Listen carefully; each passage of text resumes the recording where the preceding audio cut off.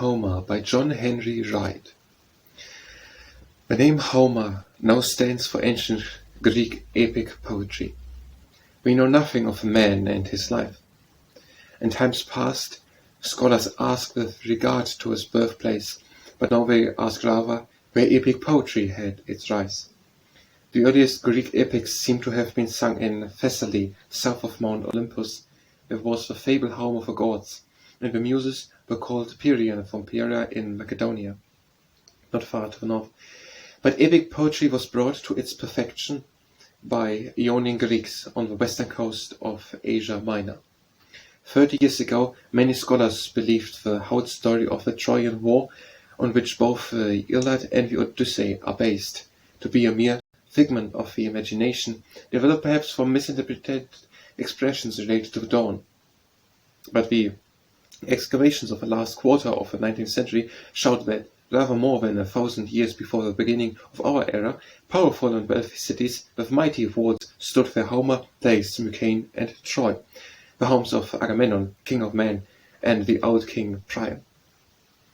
So we need not doubt that the Trojan War was a real war, or doubtless the poems exaggerate the numbers of those who took part in it. Achilles and Agamemnon may have been real men, though Homer was a poet and not a historian. How much of the poems as we have them is due to any one poet, no one can say.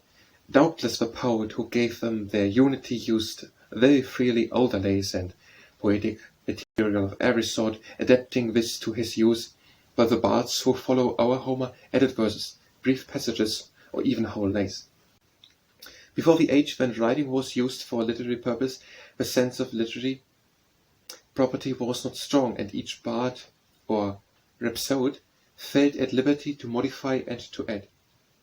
But that a true and great poetic genius put the poems into essentiality, their present form, fewer doubt now than a quarter of a century ago. This poet probably lived as early as the 9th century before our era.